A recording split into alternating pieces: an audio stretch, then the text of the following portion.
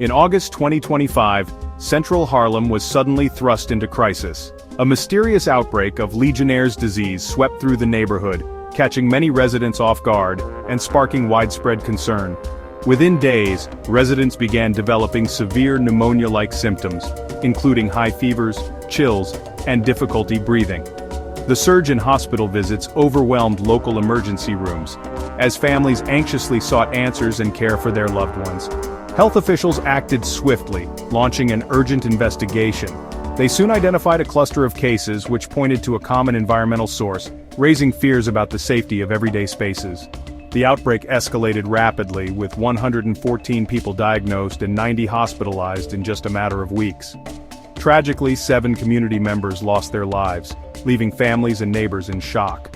The city's public health system responded with urgency, issuing warnings, distributing information, and working around the clock to contain the spread and reassure the public. Relief finally arrived on August 29th, when the outbreak was declared over after 3 tense weeks with no new cases. The community began to breathe easier, but the scars remained. Yet, the impact lingered. Families mourned those lost, and the community demanded answers about how this could have happened in their own backyard. The crisis exposed serious vulnerabilities in city infrastructure, especially in aging systems like air conditioning and water supply, prompting urgent calls for reform and better oversight. For Harlem, and for all New Yorkers, it was a sobering wake-up call.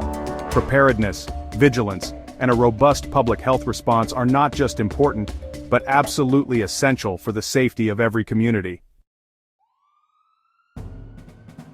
Legionnaires' disease is a dangerous and sometimes deadly form of pneumonia caused by a type of bacteria called Legionella, which thrive and multiply in warm, man-made water systems like cooling towers, hot tubs, and plumbing.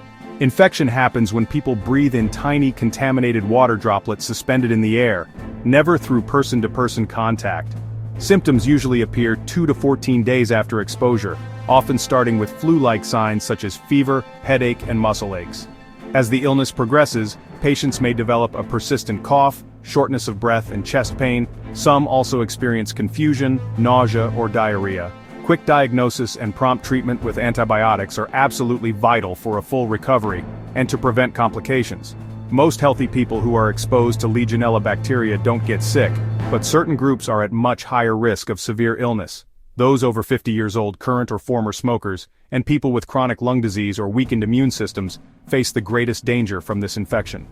For these individuals, Legionnaires' disease can quickly become life-threatening if not treated right away. That's why finding and eliminating the source of contamination is a top priority during outbreaks, to prevent further cases.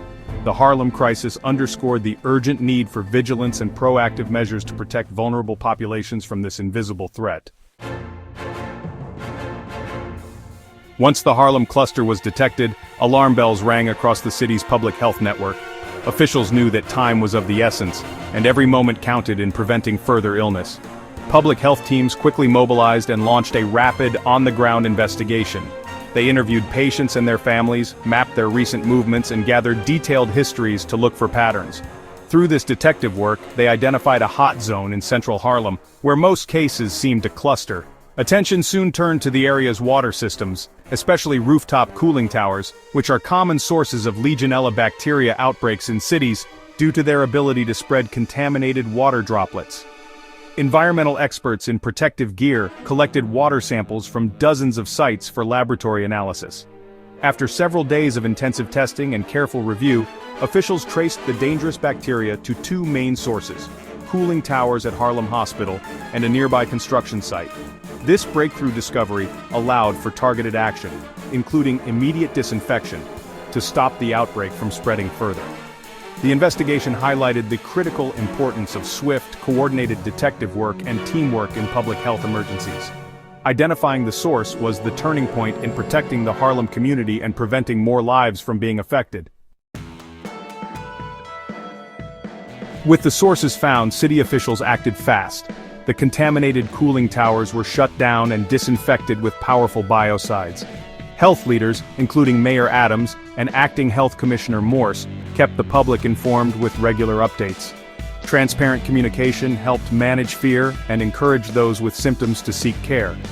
The city reviewed protocols and worked with building owners to prevent future outbreaks. Multiple agencies collaborated, health, hospitals, and environmental teams, to ensure thorough cleanup and follow-up testing. The response showcased New York's ability to mobilize quickly in a crisis. By acting decisively, the city brought the outbreak under control and restored public confidence. In the aftermath, Mayor Adams called for stronger prevention, not just reaction. The city proposed new rules. Cooling towers must now be tested for every 30 days, up from every 90. This early warning system aims to catch bacteria before it spreads. The health department will boost inspections and maintain contracts with outside experts for rapid crisis response. These changes reflect lessons learned from Harlem's tragedy. Urban environments demand constant vigilance and proactive safety measures. The new regulations mark a critical step toward a safer, more resilient city. By prioritizing prevention, New York aims to protect its communities from future invisible threats.